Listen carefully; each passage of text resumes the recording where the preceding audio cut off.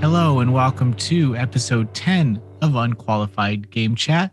I am your host, Azario Lopez, and with me today, my co-host, Spencer.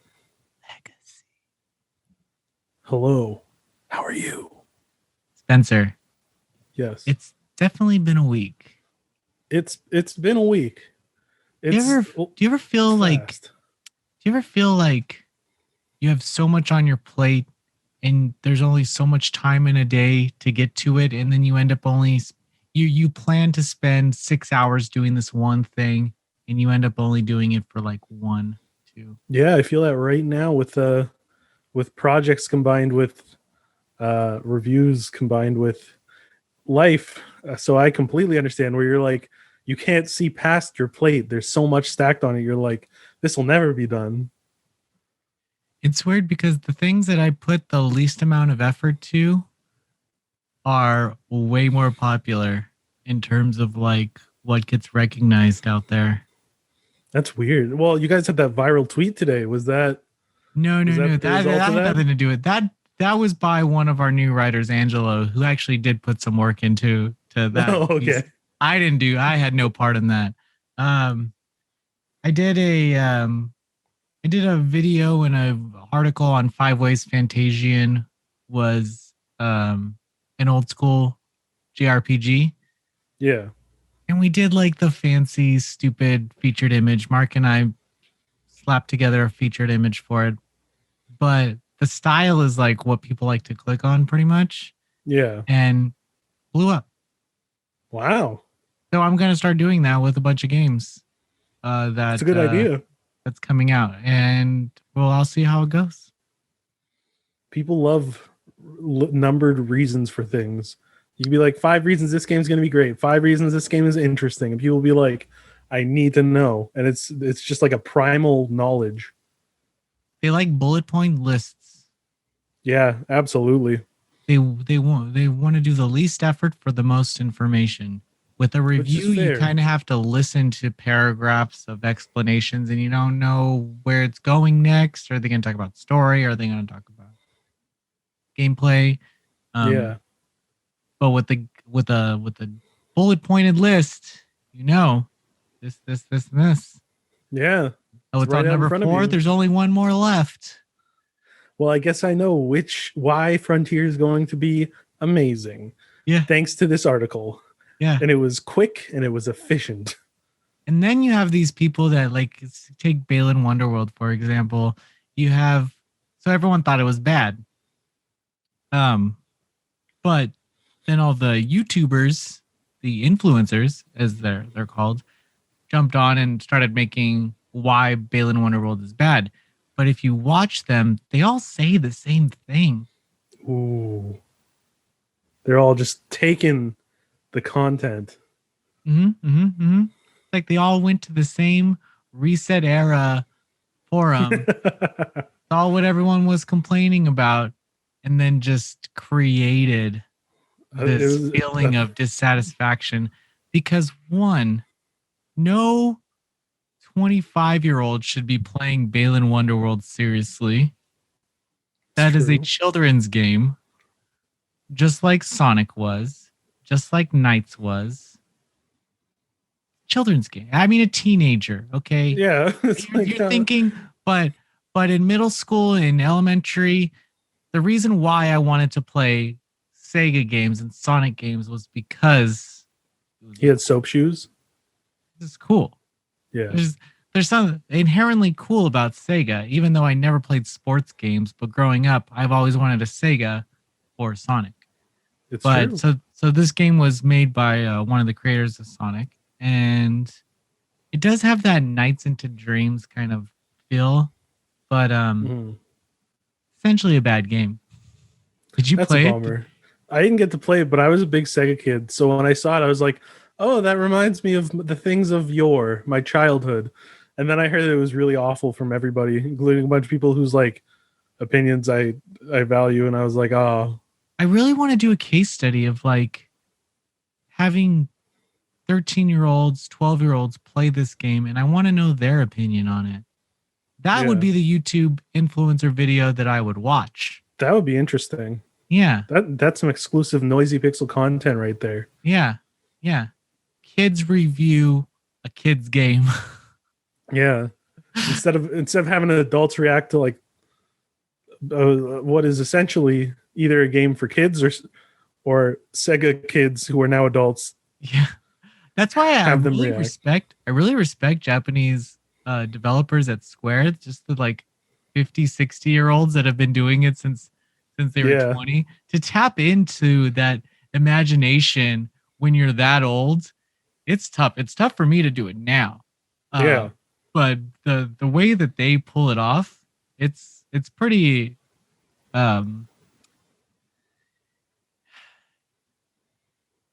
it's pretty good.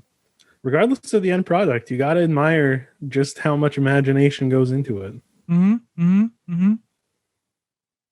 So, Spencer, as you know, Unqualified Game Chat is recorded every week and posted to podcast services on Thursdays. Every Thursday on the YouTubes, the iTunes, and the Spotify's. Yep. We do ask that if you're listening to this in the comments, or you can email pr@noisypixel.net, any type of discussion that you would like Spencer or I to talk about. Or both. Yeah, you can say hi. Yeah.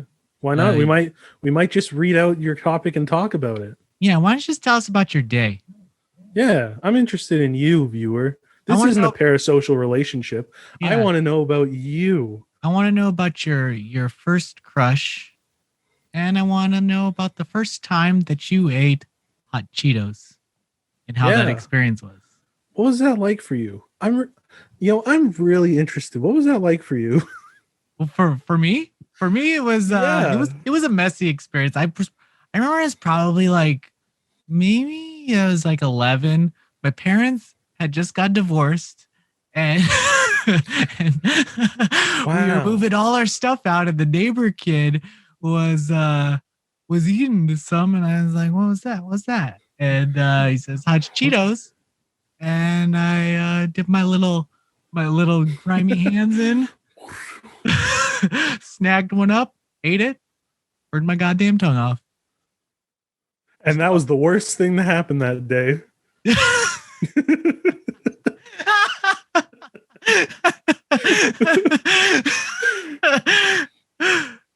And what are you playing? Well, good question. What I'm playing, I've been playing two things. One is the same as last week with Monster Hunter, but I've been playing with friends. I haven't just been hermiting the game alone. It's a lot more fun with friends, I'll say that. You're playing Monster Hunter Rise post-review. Yeah, which should say something. That's interesting. That's something I rarely do.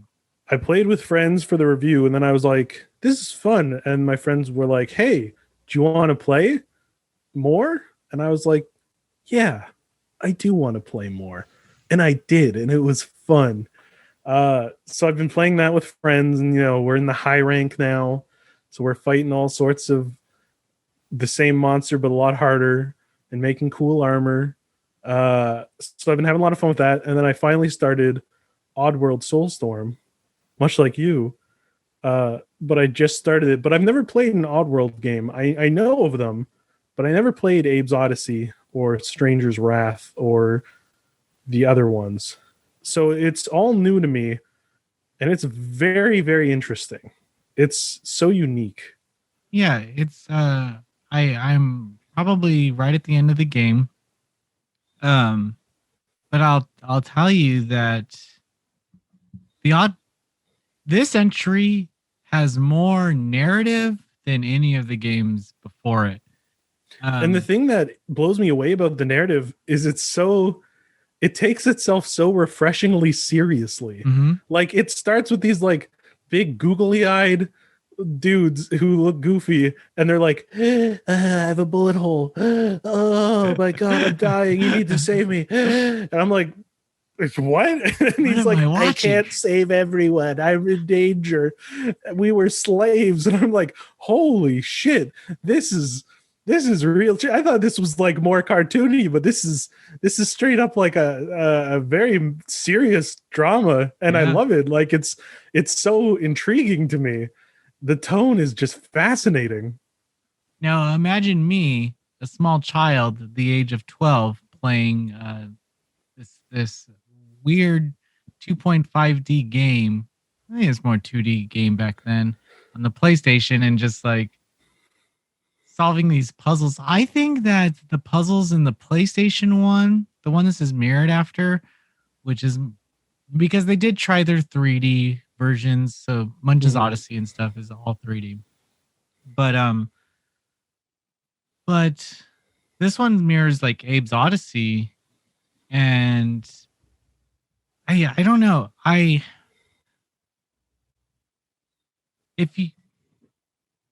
don't want to give too much away because it is brand new, but the way that I see it is this one is really trying to sell that you're going from this place really far away. So they do this clever game mechanic, and I doubt many people notice it, but things like the checkpoints and the environment and the subtle things that kind of clue you in as to where you are, they change the further in you go into this the place that you're trying to get. That's neat. The person that you are trying to save somebody. There is a destination, but the first part of the game is so not like the second part of the game.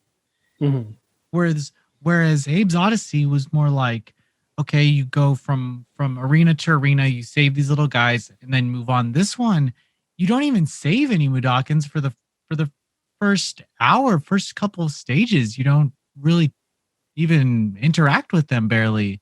And then you start saving them, and it starts incorporating them somehow into the mix. But it's so slow. Like they want you to feel the adventure. Yeah, and it already feels like it. Like I just started rescuing Mudokons, and it feels super stressful because I'm like, I don't want any of them to die. Yeah. But sometimes it's like, I'm not good enough for none of them to die. And B, it's such like it adds to the narrative in that like all these people see you as a savior, and you're like, I can't fail them. They think I'm a god. It's really interesting. I'm finding the puzzles to be like fun. They're a bit challenging to get used to because I've never played any game like this before. That control scheme has always been insanely weird. It's very weird. It's very odd. It's a super weird control scheme. Like you'll want to sneak, but you'll accidentally run. Yeah. Or you just fuck up all the time. Holding a button does something different than pressing a button, even though it's the same button. Yeah. And then you're like, oh geez. But it's like, I haven't played much, but I'm enjoying it a lot because it's so strange and so sincere that I can't help but really appreciate what it's going for in such like a unique world. And it makes me very interested in trying the other games because I want to see more of this like weird universe because it's very intriguing. It definitely captivated my interest for sure. Yeah, I will say Abe is one of the more interesting protagonists in the series. I never really liked Munch. I never really liked the Stranger's Wrath guy. Just because those were just different genres altogether. Yeah, isn't Stranger's Wrath a shooter? Yeah, Stranger's Wrath is a shooter, and Munch's Odyssey is a 3D platformer. Puzzle That's platformer. Strange. And where you have, it's more skill based, where you use abilities to get through areas and stuff. I will say that, just not to talk too much about Oddworld, but there are some bugs that I've encountered. And patch just went out today. That was the only reason why I had Mudokons killed, is that there's a part where you have to hide them in lockers, Yeah. and one just wouldn't go in. Every time I hid it in the locker, one just would stay out. And I'm like, asshole. And I tried it several times. Several times. Never got in. Did you get to this part? No, not yet. Okay. Let me know. Let me know if one of them just stays out every time you go in. Yeah, I'll let you know because they did release a patch today, so maybe that was addressed. Yeah. I don't know. I'm hoping. Fingers crossed. That pissed me off. Because yeah, one of them died, and that really bummed me out. No perfect ending. No perfect ending, but I did miss some too. The hidden areas, you think you're super good at finding all the secrets, and then you get to the end of the stage and it's like, oh, you missed two, and you're like, I thought I did so good. Yeah. So they do hide them pretty well. So there is reasons to return. It's not. It has a little bit of Oddworld jank, but it's to be expected. Yeah, I'm enjoying it. I'm looking forward to trying the other ones eventually. Anything else? No, that's about it. What have you been playing though? I've been playing Oddworld. I'm about to beat it, and my review should be up soon. I've also been playing Outriders. And yeah, how's that? I think we'll probably talk more about Outriders in our discussion today. Mm-hmm. But I want to say that after putting hundreds of hours into Destiny and not touching Destiny 2, it is nice to return to a game like this. Mm-hmm. It's way better than Avengers too. I mean, coming from Avengers to Outriders is like so refreshing. It's just it's like, why couldn't these studios talk to each other and be like, this is how you do side quests, this is how you do compelling enemy design, this is how you make an environment that's worth exploring, you know? Yeah. Because I did play Avengers for the first time, and I went through the game, and all the complaints just came crashing down on me. Yeah. All at once. And matchmaking was a fucking pain. And the load times are good on PS5, I guess. They are good. So, but that's the thing. You remove a little layer of shit from a pile of shit, but there's still shit underneath there, you know? I wouldn't call it shit, but it's a very rough. Like a old shit, like a fossilized shit. It's like, I don't know. It's like an old, slightly damaged action figure. You're like, oh, I remember this. It's fun to play with, but it's got some issues. Dude, those robot fucking enemies are just dude, think about it. I just played it and I got through all the DLC. Think about how many fucking robot enemies I had to go through. You fought a lot of robots at that point. And they're still in the fucking DLC that just came out. Yep. What's his name? Hawkeye. Yeah. Still there. Give us some new enemies. At least they're not in hallways this time. Oh my god. Oh my god. I was tired of them being in hallways.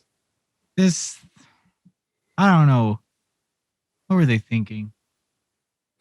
That's some 2006 YouTube critics. What were they thinking? A deep cut. Oh man, yeah. So going from that to Outriders is just so refreshing because Outriders has its issues, but it's not side quests and it's not. It's just their servers. Yeah, their servers, fucking nightmare. You have to do the Konami code just to get in. Yeah. So I've also been playing a couple other games that I can't talk about, but we could talk about them next week. Ooh, there you go. So make sure you all tune in next week. Yeah. I read some manga. Ooh, what manga? I read Call of the Night Volume 1. It's a new manga from Viz Media. It's coming out April 13th, I believe. How's that? Or can you not say? It's about this boy. I can say I could have posted my review a month ago, but I like to post them closer to release. Mm-hmm. The manga itself is more about this child who has insomnia. This child, he's 14. He has insomnia. After I don't know, he just doesn't like people at school. This is the worst part. Actually, is the beginning. Like his reasonings for dropping out of school and stuff are Half just so the silly. audience listening to this was like, "That's me. I have insomnia and don't like Yeah. people Well, at no, school." the whole idea was that he turned a girl down who asked him out, and he didn't understand why people were either congratulating him or not liking him for his choice, but he just wasn't into relationships. And so that made him want to drop out of school. And then since he was thinking about it so much, he had insomnia. Anyway, he's walking around at night and He sounds like an idiot. yeah, and this fucking rando girl comes out of nowhere and invites him to her apartment, and she takes off her coat and she's like this skimpy little bra looking shirt and short shorts, and she's like lay down on her bed and it's all rickety and stuff, and he does, and it's like no, this is stupid. And then she's a vampire, okay, and he wants to turn into a vampire too, but there's like rules, and then it goes on from there. But if you've ever seen the Monogatari series, think of like two characters in that just talking to each other for like an entire manga. It's essentially that, like just very very short sentences and unique characters. It's okay. It's an okay first volume, but the first chapter is stupid. Yeah, his Just imagine motivations that sound goofy. manga people make the first chapter so stupid because they don't know if it's going to get a second chapter. It's true. When you read the first chapter of so many manga, like it's fascinating. Yeah. It's so different from like so many, like it's its own little adventure, and its tone will be like wildly different a lot of the Yeah. time. And there's a subtle hard end. Like it could end there and that's it. Yeah. And then I guess when it gets picked up for like a second chapter, then they're like, okay, it's go time. Now I can open up. Yeah. The character's like, I can't wait for more adventures. The end. And then there could be more adventures. Yeah. If it gets picked up. Well, I guess we just have to understand that that's just how it is in Japan. Mm-hmm. Like you have all these manga publications over there and doujin stuff. If you want to learn more about that, everybody, read the manga Bakuman. It's really interesting, and it's all about making a manga, and it's by the writer and illustrator of Death Note, and it's all about working to make a manga for Weekly Shonen Jump and how that works. And my understanding is there was a lot of contributions from Jump staff and everything, so it's a really interesting read to see how that world works. So if you're interested in us talking about this weird, like first chapter's weird and then it's crazy and there's schedules and stuff, that's a really good manga to read, Bakuman. Oh, cool. Thank you for the recommendation. There you go. And I think that brings us into our discussion for this week. I think so. We're going to talk about live service video games. First off, what are your thoughts on live service video games? I'm not huge on them. I couldn't get into Destiny, and there's something about them that's strange to me, especially with the game like Avengers, where it's very unapologetically a live game. Like there's a ton of currencies and everything is like mission oriented, and there's like loot equipment that you're trying to get that is just like higher numbers, and you're just trying to get more and more. There's something that feels very like cynical about it to me, where it's like you boil down like a video game and the time spent in it. So you're like, at the very core, It's just playing more to increase numbers for the sake of increasing numbers. And I don't like seeing how the sausage is made in that way. So when I play it, I'm like, oh, geez, this is kind of weird for me. And I think maybe part of it is because a lot of the experience on my end is through Avengers, which is the worst part of that game is all of the games as a service stuff. Especially when you have a game where like you're not playing as a character you make, you're playing as like well-known like heroes. So it's very strange to be like, oh, I have a maxed out Iron Man. Let's play. We can only play as separate heroes, that kind of thing. So I'm not huge on them, but I guess I don't have a ton of experience with them, mainly because I've been kind of turned off by it.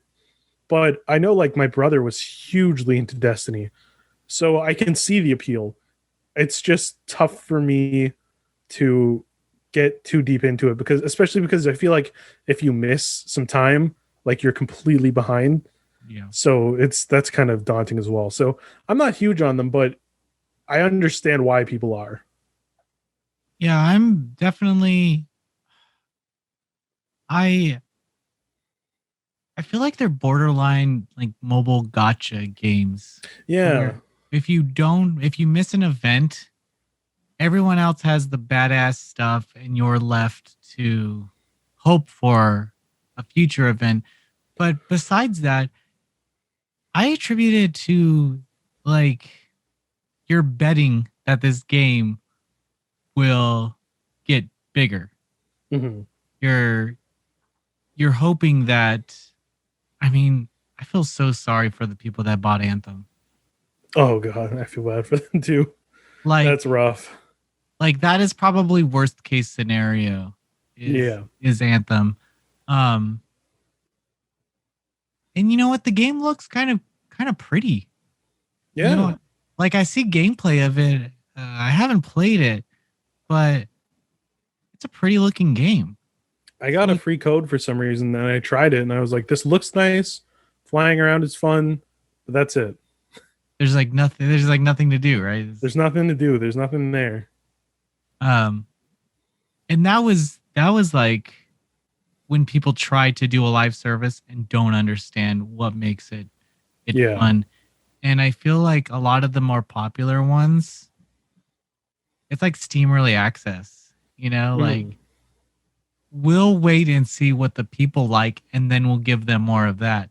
And I feel like that's what this Hawkeye DLC did, was like they're trying to hone in on what makes Avengers fun and give people who are still playing that. Yeah. But they're totally, I don't know, they're kind of missing the mark here, and I don't think they have enough resources to give the people what they want, because their idea was everyone's going to want costumes and everyone's going to want to do these missions hundreds of times to get a bunch of in-game materials. Wants to fight robots in safe hallways and Taskmaster. And it's like, that's not why people are coming to an Avengers game. I'm sorry. Yeah. Yeah, it sucks. It sucks that that a lot of companies go this route. And it kind of makes me appreciate games that like Call of Duty, where they have a single player side of it. Yeah. Because if Outriders had a single player side of it, which it totally could have, they totally could have just had a fucking single player campaign that you could play that maybe leads into the multiplayer aspect of it or does something, but they could have did something, you know? Yeah. But here you are, you're thrown into the tutorial. You have to play through the tutorial, and then you're like, okay, here's the game. And playing it by myself is exceptionally more difficult than playing it with a group of people. And less fun. Like, yeah, I find with these kind of games, like playing with other people is something that is almost necessary. Yeah, you can totally, when you're playing alone in Outriders, you can totally cheese your way through it by just sniping enemies and not running in, because if you don't run in, the enemies are barely alerted to you. Yeah. They're idiots. They're just AI idiots. So you can kind of just pick them off from far away. What they want you to do is run in and use your abilities and flank and use your abilities again, and everyone, like works together. That's where it works. But if you're just by yourself, fuck it, I'm picking them off from a mile away. Most efficient solution. Yeah, and it's not fun. No, it's efficient, but not fun. It just highlights how you can cheese your way through the game, how you can break the game. Yeah. And I feel like that's what I do when I'm alone. Is I just try and break shit. That's fair. But I don't understand looter shooters. Yeah, neither do I. I rarely get into the meta of these games. Like there's these people that are like, and I respect it, like these are the best weapons. This is the best stats, this is how I respect it. Yeah. But that really burns me out. Oh, absolutely. Min-maxing stuff just like really quickly gets me to be like, I need to play something else. Yeah, it happens when like people I know, the people that I'm playing with are getting into it. Like I wanted to get into Pokemon again, but then around Pokemon X and Y, all my friends wanted to just look for shinies and they just farm shinies all the time. And I'm like, this is so fucking boring. And I stopped playing it and I haven't returned. And like I was like, oh, we'll go through the campaign together type of thing. But they got through it super quick. Happened the same to me with Animal Crossing, where everyone had like it seemed like after 30 time travelers. Yeah, after a week or two, they had like this huge ass island of all this shit, and I'm living in a fucking box. Disgusting. And it's like, yeah, it was like that for Pokemon for me, and it's like that with these live service games where I feel like if you don't play every day, you're not getting your money's worth, and everyone's gonna pass you up sooner or later. Yeah. And I think that's why they make it difficult to kind of trade weapons with each other and stuff like that. They don't really want you to. They want you to play, not take a break. They want you to keep going. Yeah. So I hope that games kind of step back from this format and kind of see shit. Well, Avengers failed even with a huge name like Avengers. Outriders is doing okay, but the servers, no one can play. I don't think they thought people were gonna play. Yeah, it's an interesting thing. I want to know what the listeners think of live service games and if you play any, because I don't know, it's just not something that I really get into. No, I feel that way. I hope it doesn't become the norm again. Like I really hope not. There's a place for like games like Torchlight where there's just looter dungeon crawlers. There's a place for those games, but I think with Avengers, I don't think Avengers should have been that. I think Avengers really should have been a linear action game. Yeah. You can have multiplayer, but the gear and the currencies and the mission format and the structure of doing these very similar quests doesn't work for the game. No. You want villains and you want to fight the fucking villains. And if there was that, I wouldn't care about fighting the same enemies, because then you could just say that those enemies were made by this ex-villain, That's actually why I liked the Hawkeye DLC, because it was like, oh, okay, there's a story, and it's not telling me to go to all these like mission points. It's like, oh, here's the plot, here's the area, go. I think it's a good step sideways from the service angle, but I really hope that they continue down that path instead of going back to the service path that they're doing, because people do just want to fight villains and like have fun in an Avengers game. Yeah, they don't want to hold points, security points, stand in weird boxes and they want to empty their inventory and open up safes by putting in safe codes and fighting big robots. I'm sorry. That's not. I don't think that's why people are playing Avengers. No, definitely not. So let us know your thoughts on good old live service games, because Spencer and I don't seem to really attach. I will say I'm having fun. I'm having fun in Outriders, but I know that after I beat the main campaign, it's going to take a lot to get me to return to it. Yeah. There better be some bathing suit. You guys DLC. gotta have some. Yeah, there you go. That's how you get them. Yeah, but for some reason in all these games, they just make the female characters are super butch. I have no problem. I understand how it works, is because if you're gonna be a soldier, you're gonna have that look. So I respect it. But Azario just wants everyone to look like Quiet from Metal Gear Solid. Yeah, sometimes I just want a Quiet. Sometimes I just want an anime girl. You dirty lad. But there's that. And then you have games like Genshin Impact, which like there's like weird shit where they're holding back DLC because it's making so much money. Yeah. That they hold back updates. It's fucking nuts. That game, guys, game is not that good. I got bored like within 2 hours. I was like, okay. It's a pretty ass game. It is.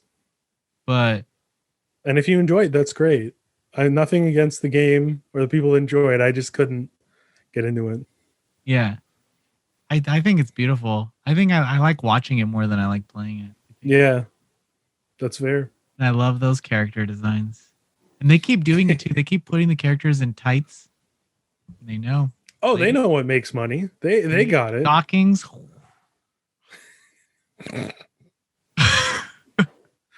Oh, Zario, you crazy guy.